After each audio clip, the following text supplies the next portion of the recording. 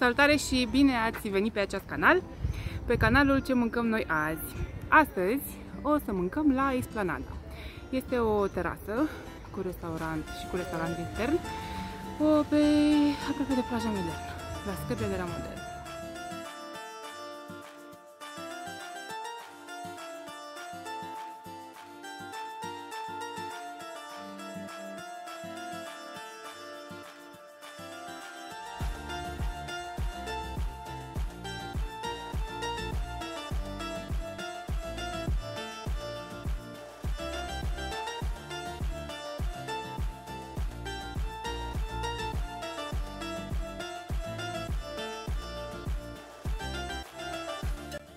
Eu mi-am comandat o porție de coaste marinate cu garnitură de cartofi și sos barbecue.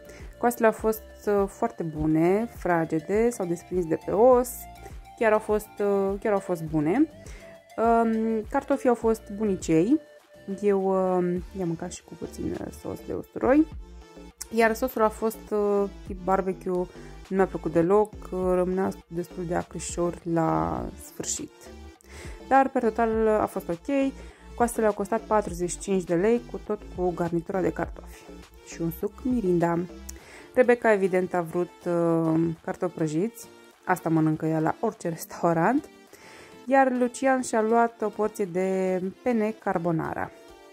Penele au fost 30 de lei, dacă nu mă înșel, au fost destul de gustoase și destul de multe.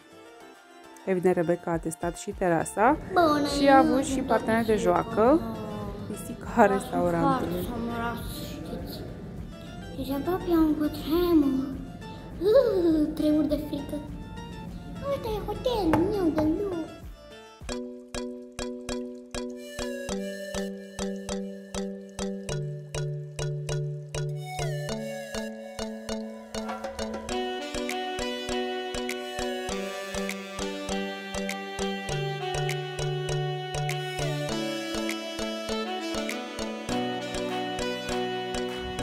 Am terminat de mâncat și facem și o plimbare scurtă pe plajă, bine, mai cu faleză.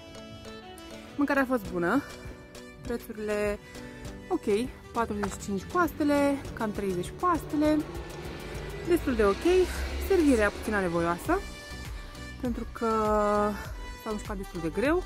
Bine, mai era o masă destul de mare lângă noi, dar prețul a fost ok.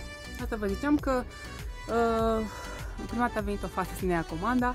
Evident că nu și-a notat bine. Țineți-vă minte că mai de vreo 2 ori se întrebe ce am comandat. Noi am mai fost cu niște prieteni și atunci am comandat mai mult. Așa. Restaurantul e ok pentru că este amplasat undeva pe o faleză mai înaltă, să zic, și ai privește la mare. După cum ați văzut și în poze, e cam urcat scările și este ok, dar ca și terasă. Înăuntru e puțin mai comunist, așa, adică ar fi putut fi upgradat, având în vedere locația. Per total ok, o să mai venim doar dacă trebuie. Sper că v-a plăcut video și nu uitați să le dați un like și să vă abonați pentru viitoare video la rubrica Ce mâncăm noi azi.